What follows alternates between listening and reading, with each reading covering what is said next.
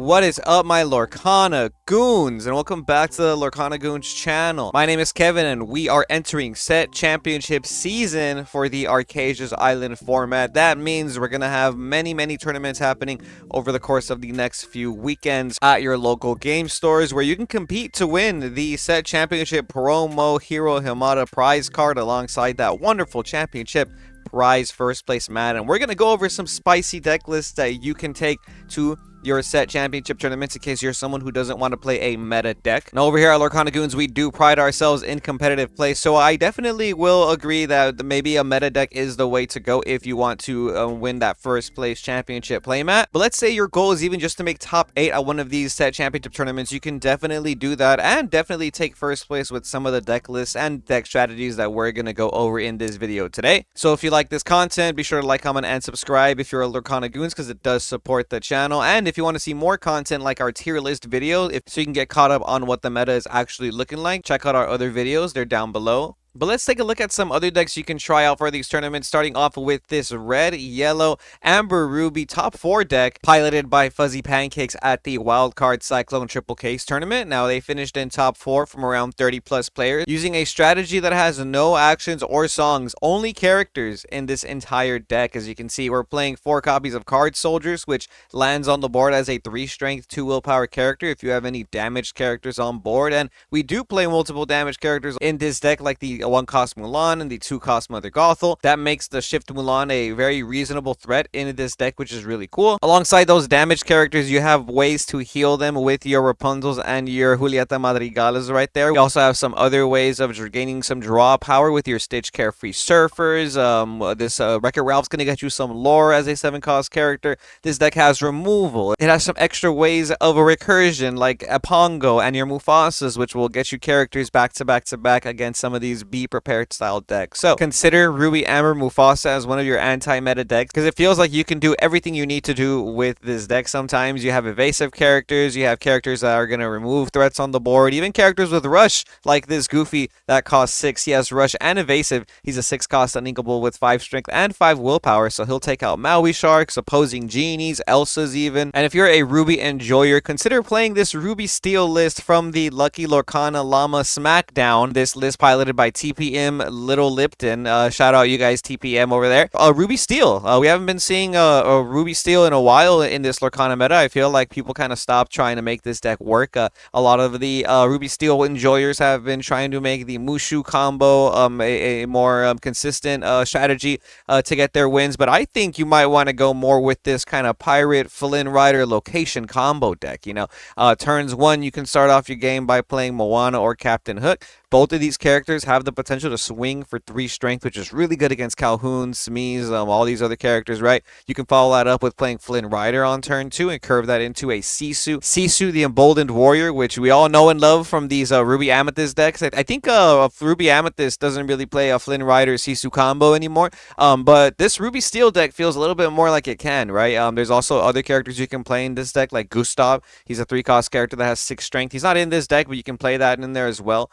We have 2 copies of Gantu right here. This is the Gantu that quests for 4. He's a 5 cost character, 4 strength, quest for 4. And then we have 2 copies of Maui. So Flynn Rider plus Maui, that's a 6 strength character on board. Not many outs that in the metagame unless they're playing something like Maui Half Shark, right? They're even playing 4 copies of Wendy Darling, the evasive pirate over here. That's a 2 cost uninkable character with 1 strength, 2 willpower with evasive that says, while you have another pirate character in play, this character gains +1 strength and +1 lore. So she'll quest for 2, and she's a 2 strength character. The pirates you have in here are going to be Moana, and that's pretty much it. You would think there'd be some Smeeze here, but this Moana does have synergy with the Wending because Wendy's a captain, so that means your Moana can challenge as well. And the Gantu's also a captain, so if you ever have that Gantu on board, Moana can swing there. An interesting Ruby Steel pirate list. We even have 7 doors of mine here with our Doc and our Happy. Doc is our draw engine. There's not many cards in this color pattern that draws some cards, so Doc being an ability to draw 2, very important with with this Ruby Steel strategy. And I feel like it's more of an aggressive deck. You know, we got 4 cannons, 3 brawl, 4 let the storm rage on to just make sure we can keep constant board presence in the early game. And I think you want to do that. The highest cost character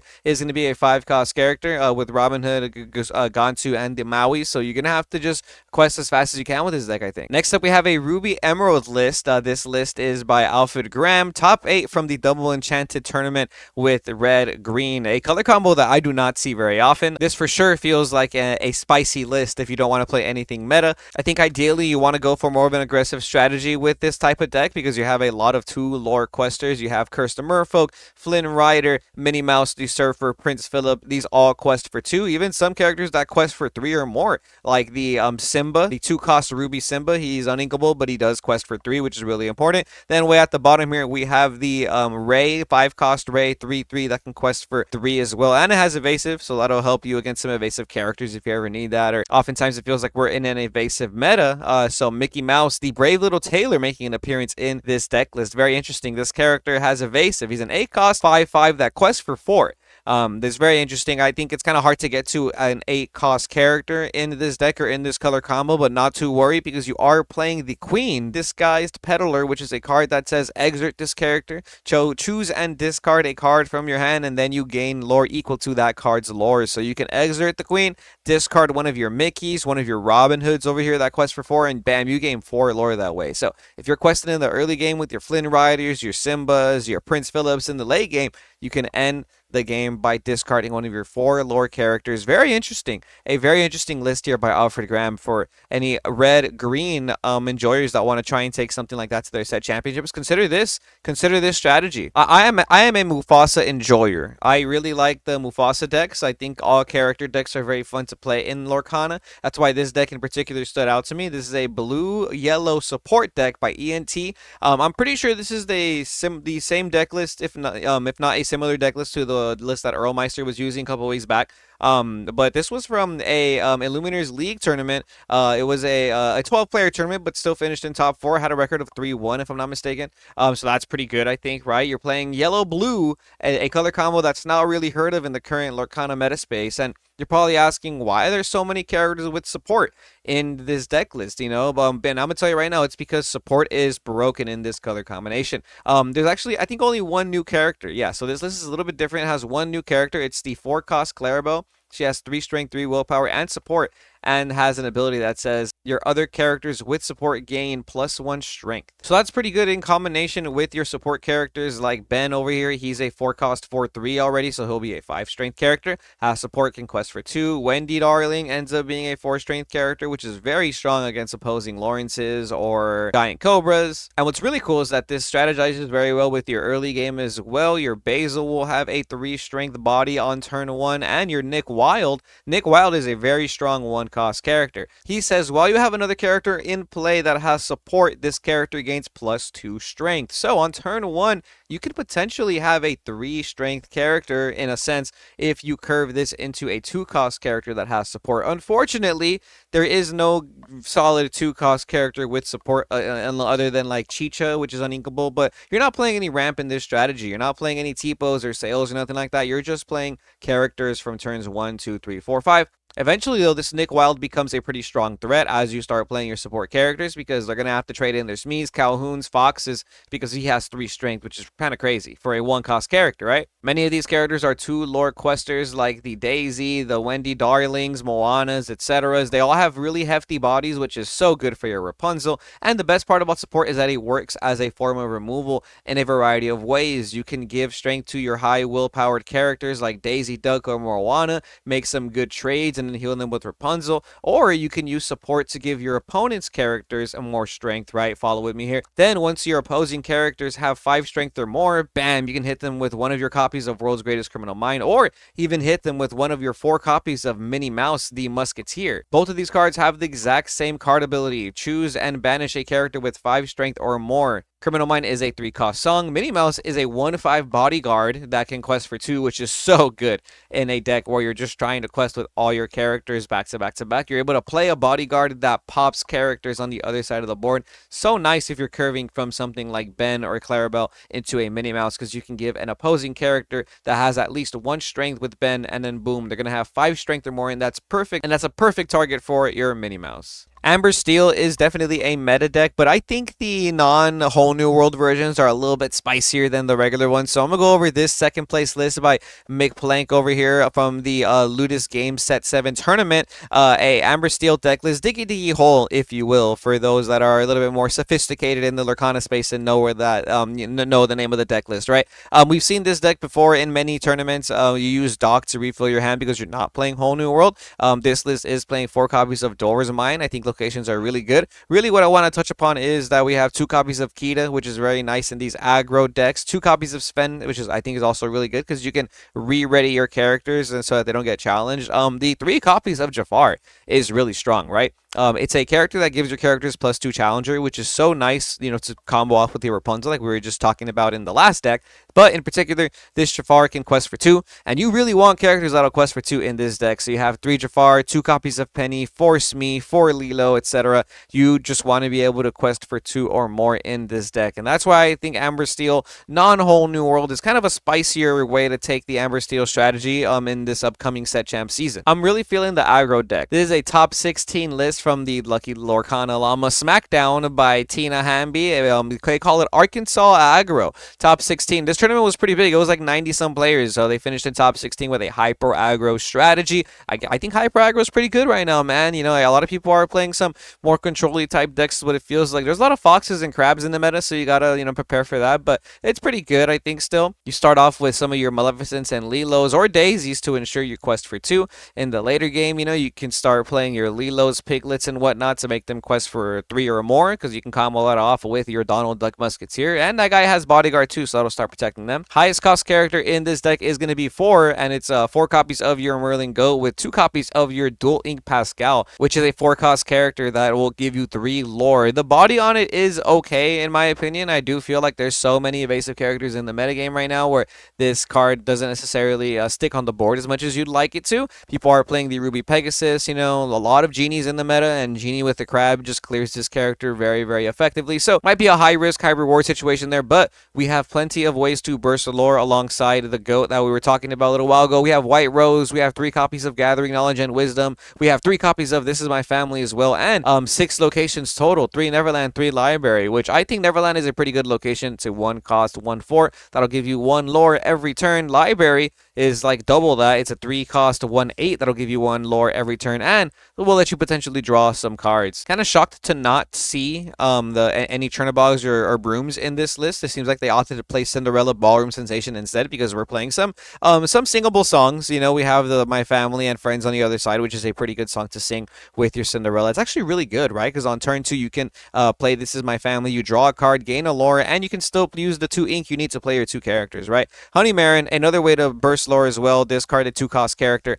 a 2/2/2 that says when you play this character, if your opponent has an exerted character, you gain 1 lore. So many ways to burst lore. I feel like hyper aggro is still very relevant in this meta. And if you like the color combo of yellow purple Laker Nation, shout out my boy Ed, consider playing the yellow purple mid-range deck. This is a deck list by Xavier and Cedric Provost over here from the Rudolph Rosemont 2K tournament. Both these players finished in top 8, I believe. One was 2nd place and one was in top 4 with the exact same deck list, with their Amber Amethyst mid-range. This is a deck list that has been floating around in the last couple weeks. I would consider it kind of meta, you know what I mean? I put it in the meta tier list a couple weeks ago, but it's still pretty spicy, and not a lot of people try this list out or like to take this to locals, right? But I think it's very good. It plays a lot like Blurple. The biggest difference is you don't have removal like Hades or Let It Go, and you're not ramping into stuff like Elsa. Instead, you're not ramping at all. You're controlling the board with Madam Mim, the 2-cost Madam Mim here. She gives all your characters Challenger, right? So if you have a Peter Pan on board with this Madam Mim, then your Genie's going to be able to swing for 3 with Rush or 4, your Iago is going to swing for 5 with Rush, which is really good against the opposing Maui Half Shark. And if you think that's good against Maui Half Sharks, you can even just use World's Greatest Criminal Mind to pop the opposing Maui Half Sharks, which is very strong. Friends on the other side, Bare Necessities, those are some other songs you can play in this deck. It's a mid-range yellow-purple deck, lets you draw a lot of cards because you got Friends, Diablos, Libraries, etc. And Rapunzel especially is such a strong draw engine. You have to be able to play around Rapunzel when you're playing against these Amber decks. My Lorcana Goons is very important. Very important. But a lot of the Rapunzel decks tend to live and die by Rapunzel sometimes. But this deck, you got a lot of extra draw power in this deck with the Genies and the Diablos and whatnot. It's a little later into the week, so we know already that Zan Syed made it to first place of this Lorcana Llama Smackdown with the Jafar Steel Wheel deck list. So huge shout out to Zan Syed. We mentioned this in the Market Watch too, actually. The prices were just shooting up. But yeah, this deck, very spicy.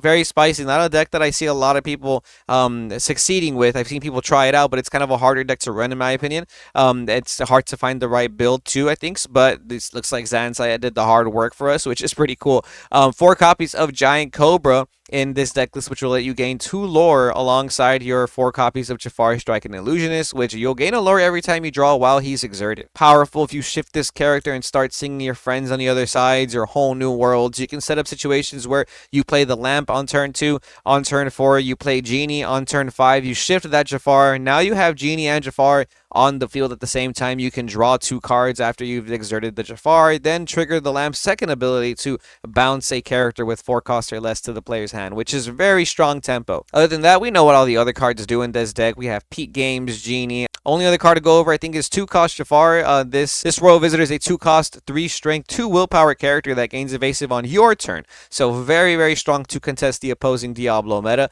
Yeah, man, if you guys are afraid of Diablo move to the Cove, I think that Jafar might be the answer you're looking for. If you like purple steel decks, we have a purple steel aggro. This list is a little bit more aggressive than your average purple steel deck list that I see running around. Most purple steel lists, I think, play the Elsas, they play Genies, you know, some even playing Strength of the Raging Fire, Zeus, stuff like that. But this list doesn't play any of those cards I just mentioned. It's looking like we are replacing the Genies with Goats. We got 4 copies of Goat, 2 White Flower, 3 Peter Pan, Shadow Finder over here. We don't even have evasive characters to give Rush to. The only evasive character we have is this Peter Pan. Very interesting. For our aggressive lineup, though, we have our 1-cost characters, a 16-character package of 1-cost characters, Chernabog, Diablo, Broom, Maleficent over here. This was top 64 from the Ravensburger tournament that happened out there in Europe. It was like 400-player tournament, by the way. So top 64 aggro deck list we're going over. We also have some heavy questers like Mr. Smee, Pinocchio, the Star Attraction, which is a 2-cost character that'll quest for 3,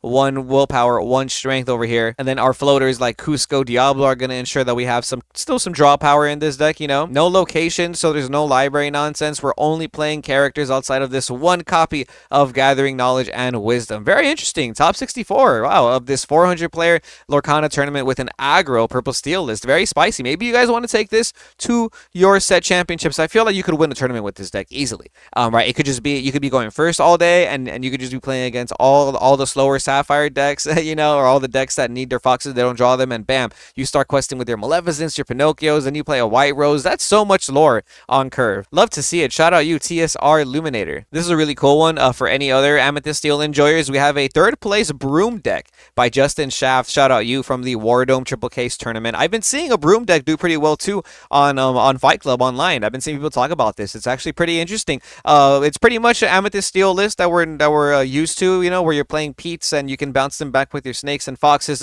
This list also not playing any Elsas though, so no characters that cost more than 4.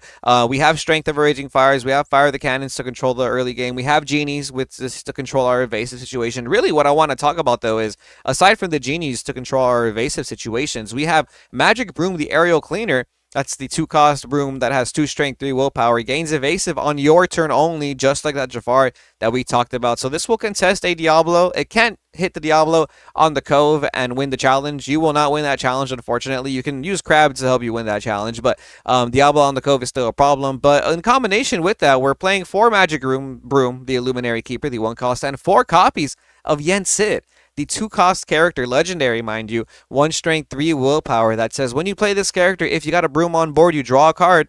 And if you have 2 Brooms on board, this character gains 2+ lore, so he'll quest for 3. a pretty strong card, a very strong way to net you a lot of lore in the early game. You can play Broom turn 1, Yensid on turn 2, you draw a card. Turn 3, you can play another Broom, whether it be the Aerial Cleaner or the Magic Broom, and now that Yensid will quest for 3 by turn 2, potentially giving you 4 lore within the first 2 turns. That's pretty strong. I can see why they're playing the Goat Bounce package alongside the White Rose as well, because you're probably gaining a lot of lore in the very beginning of the game. All right, enough of the purple steel list. We got to go over this blue-green list by Marceline Belsi over here at the Rosemont 2K tournament, getting top 16 as well with Emerald Sapphire. This Emerald Sapphire list looking pretty spicy. I haven't seen a lot of success yet with this color combination, but every now and then we do see it in a top 16 cut. So I want to make sure to give a huge shout out to these players for doing well at these tournaments. You know what I mean?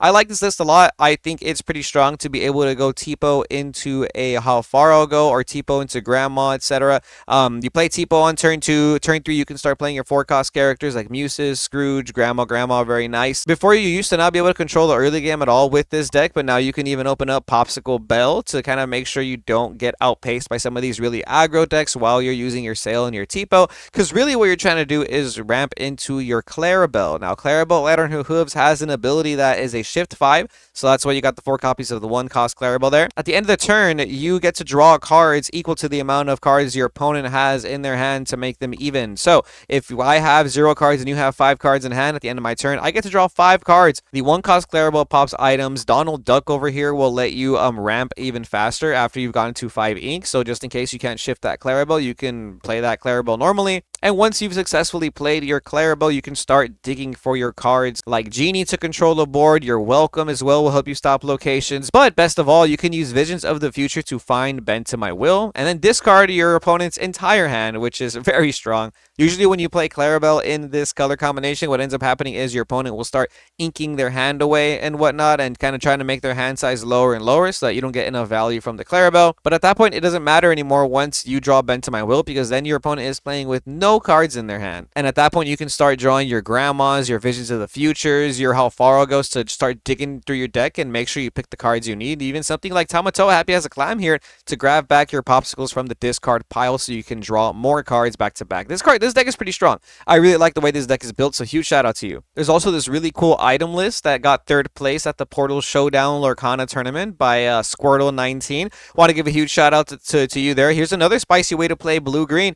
This list is way more item oriented. As you can see, we don't play too many characters. It's just the Oswalds, Ursulas. We have Belle, Kick, Cloudkicker, Scrooge McDuck, and the 2 different Tamatoas. Other than that, everything else is an action or an item. It's looking like we're heavily relying on Maurice's workshop for a draw engine as well. 4 copies of Under the Sea alongside 4 copies of Sapphire Coil, which really makes sense, right? Because this deck looks like you're just trying to use Under the Sea to eliminate the opponent's board and then try and end the game off of something like Lucky Dime. Looking like you can take advantage of Oswald in this meta still with a blue-green color combination. So any blue-green enjoyers, Baja Blast enjoyers out there trying to keep the dream alive, here's 2 spicy lists for you to try out. If you made it to this portion of the video, be sure to like, comment, and subscribe, guys. Thank you so much for still watching this video. We're going to go over this top 16 list from the New Market Lorcana 3K. This is piloted by Level 9001, aka Diego Saz. He's a DLC champion, by the way, so I'm taking this list very seriously. It's a very interesting green steel deck list, getting top 16 with a list we haven't really seen before, playing Whole New World in Emerald Steel. We're not seeing any Diablo either in this list. It doesn't look like we need any Prince Johns or discard engines. So Emerald Steel, no discard. It's more of a damage control deck. You know, you can shift your Robin Hoods on turn 3 using either your Robin Hood Goons or your Morph. Morph has a lot of targets in this deck with Beast Tragic Hero, Pete Space Pirate, or Tinkerbell Giant Fairy. We're also playing Beast Relentless, which is a 6-cost Emerald character, 4 strength, 5 willpower that can quest for 2, and says when an opposing character is damaged, you may ready this character. So there's a lot of interesting combos you can do with this deck. You can use the Bayou to set up situations with Sheriff of Nottingham over here. the 4-cost uninkable with 2 strength, 4 willpower that says whenever you discard a card, you may deal 1 damage to chosen opposing character. And if you keep on discarding cards, you can do this over and over again, which lets you re-ready your beast over and over again, so you can start questing for ridiculous amounts within 1 turn, making some cool, neat combos happen alongside Tinkerbell, Grab Your Swords, and Sheriff of Nottingham. You're not only re-readying your beast over and over again, but you're dealing damage to the opponent's characters while gaining lore every single time because you're questing with that beast, you know? So it's a pretty cool combo deck. Shout out Diego Sauce for doing well at this tournament and sharing his deck list online. For any green steel players out there want to try something spicy out. These next two are more for me. This is a me part of the video. So Ruby Amethyst players, rise up, because Ruby Amethyst is not dead. You can play it in a lot of spicy ways. If you don't like playing the shark variant, and you don't want to drop $60 each on 4 sharks, because you probably want to play 4 sharks in that version, you can play Ruby Amethyst somewhat on a budget. I feel like the most expensive card here is probably, if you're not buying enchanted rares, obviously, right? It's probably going to be the Maleficent Monstrous Dragons, which are around $13. Then Be Prepared, which is like $8, and Madam Mims, which are about $3 to $4. Other than that, everything else seems pretty cheap. You know, you got the Olafs and minis from set 1. You can break out your set 1 bulk and start using your 1-cost characters that are not Brooms and Chernobyls or Diablos anymore, because we're using 3 copies of Crab, 4 copies of Madam Mim Fox, which you want to be able to have targets for, and we're using 3 copies of Hypnotic Strength in this deck. That's a 2-cost action that says draw a card. Chosen character gains Challenger +2. So on turn 2, you can draw a card and give your Olaf or Minnie Mouse Challenger +2, making them a 3-strength potential character, which is pretty nice, right? If you don't open up a decent 2-cost character, or maybe even in the future, you have the Queen of Hearts right here lined up, ready to go. She's a 2/1/4. You can give her the Challenger +2 instead. Very interesting here. Only 7 1-drops, which is something I'm not used to seeing. Usually people are playing 8 to 12 1-cost characters in their Ruby Amethyst deck list, but this is like a very traditional Ruby Amethyst. This is first place, by the way, from the Long Live Lorcana tournament. You can see the control aspect of this deck as well. We're seeing 4 Lady Tremaine. That's a lot of Lady Tremaine right there. But you got 4 Lady Tremaine. Maybe you want to bounce the Tremaines back too. That's why you got 4 Snake, 4 Fox, 4 Rabbit, 4 Goat. Very classic. A very classic Ruby Am deck list here. 4 Maui, 4 Elsa. So you're just maxing out on your 5-cost characters. And then 2 copies of Maui Fishhook. Maui Fishhook being relevant in the meta again. I think I see a lot of people using this in their decks, whether it be Ruby Sapphire, Ruby Amethyst. Maui Fishhook is a item that lets you trigger for free if you have a Maui on board. You just got to pay the 3 costs when you play it, and it's there forever. Then you can pay 2 ink or not pay, whatever, if you have the Maui. Give a character evasive or give a character Challenger +3 that turn. Very, very strong card in a very, very strong looking deck list. And real quick, here's another non-shark variant of Ruby Amethyst. You can play Ruby Amethyst without playing the sharks, guys. Just letting you know. This one looks kind of similar to the one we just saw. It is playing some extra stuff like 2 Dragonfire. We got locations in this deck, 4 Library, 3 Queen's Castle, which I think is really good. And the Maui's Fishhook making an appearance again right here. And 1 copy of Sisu, the emboldened, the empowered sibling, which I think Sisu's just too good not to play, right? So you can go old school and no Sisu, or you can do the new version, I think the more powerhouse version with the big Sisus. But this was playing Maleficent Monstrous Dragon. That's a big difference. So no Sisus here, but Mali Dragon, and then we're playing the Sisu line here. But they're playing Dragonfire, yeah. So Ruby Amethyst, I know it's meta, but you can still be pretty spicy with your Ruby Amethyst deck list. Just like you can kind of be a little spicy with your Ruby Sapphire deck list here. We know Ruby Sapphire does. Not going to spend too much time on this one. Blah, it's the best deck of the format. You ramp into your big sharks. You ramp into shark. That's what you do. It's a very good deck regardless. This is somewhat of the DKP list, so we're seeing a McDuck Manners in here with the Pirate's Lives. Some cool cards I want to mention though are the Donald Duck Flatfoot Detective over here. We mentioned this card earlier, the 5-cost character with a decent sized body, 3 strength, 4 willpower that'll quest for 2. That's really heavy, especially for an ability that lets you ink an extra card from your top deck. So you get to play a card from your top deck into your ink while exerted. It's kind of like a Mickey Mouse detective, but a little bit later into the game. Very important though, because sometimes you can't necessarily get to your Tamatoas, your Scars in time, and this will let you get there on curve. 4 copies of Be Prep, 2 copies of Sisu, 1 copy of Scar the Vicious Cheater, which is making its way back into the meta. And then look, 2 Fishhook, 2 Maui Fishhook, especially in this deck because you're playing 4 copies of Shark and 4 copies of Maui. Here's a spicy green-purple deck list from the Mulligan Challenge tournament by Ilui Magic, shout out you for getting top 8 at this tournament with green purple. This deck list looks a lot different than some of the lists we've been seeing. I feel like a lot of the Emerald Amethyst players have been pivoting to more of a Diablo discard type of strategy, whereas this list is not even playing the Shift Diablo. No Shift Diablo in this list. I have been seeing Artifacts also share a list with, I think, no Shift Diablo as well. More of a mid-range green purple deck list here, where it looks like the only discard card you have is going to be this Ana Queen over here, which is a 3-cost character with 2 strength, 3 willpower. That'll quest for 2. Lets you pick between 3 different abilities though. Discard an opponent's card from their hand. Choose a character, give them plus strength this turn, believe it's 2 strength, or banish chosen damage character. Looking like we have some Shift Clarabelle targets in this deck as well, some Shift Ursula targets. Haven't seen the Shift Ursula in the meta in a cool minute, right? We have 4 copies of Ursula Deceiver, so you can shift into your Ursula Sea Witch Queen as well in this deck. A lot of tools, feels like a toolbox deck actually. You know, we have the friends on the other side for some draw power alongside our genies. A lot of evasive characters with Peter Pan, Shadowfinder, Elsa, Iago. 2 copies of Cricky and 2 copies of Goosey, the shipwright expert, which is a 5-cost character with 1 strength and 4 willpower that says, whenever this character quests, chosen character of yours gains ward until the start of your next turn. And he has ward himself, so you can play it on turn 5, and then the next turn you can play one of your new characters, like maybe Shift Clarabelle or something, quest for 3, give that character ward, so, you know, now you're pretty much ensuring that that character is going to stick on the board unless your opponent has something like Be Prepared. And 1 copy of Shere Khan, which will discard your entire hand, but quest for 4,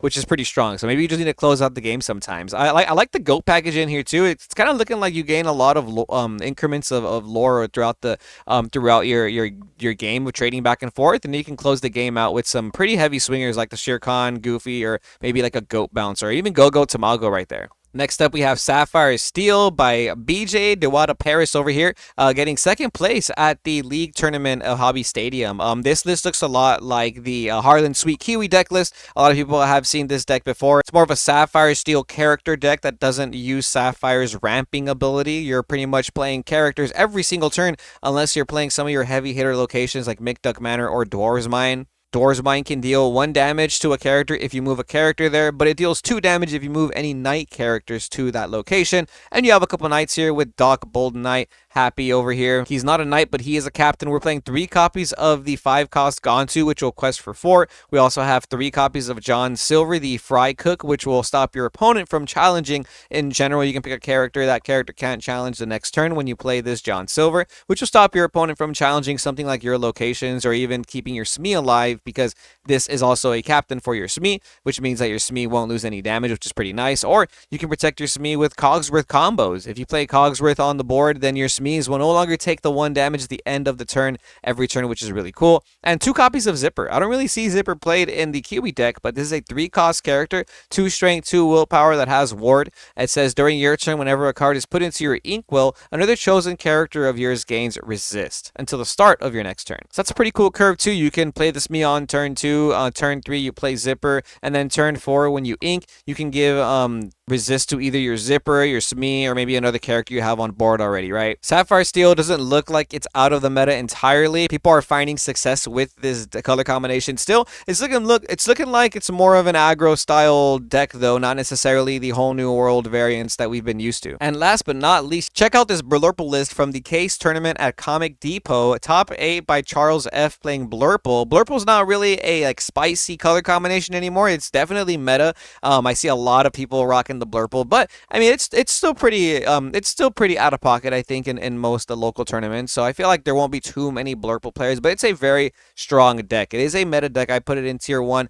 This deck is playing a little bit of spice in it though. We're not playing any Peter Pan Shadowfinder, but we're still playing 4 copies of our Iago Spectral Parrot. I think this card's just good, chat. I think this card's just that good. It's a 4-cost character, 4 strength and 6 willpower. It's so hard to out in certain color combinations like Ruby Amethyst or Ruby Sapphire, because people don't play stuff like Teeth and Ambitions in those color combos, right? Against the steel matchups, yeah, they can just fire the cannons in it and it goes away, but still they're using a whole removal on this character because they pretty much have to, because there's not many evasive characters that can deal with 6 willpower, right? So sometimes simply going Tipo into Iago or Sail into Iago is very strong from turns 2 to 3.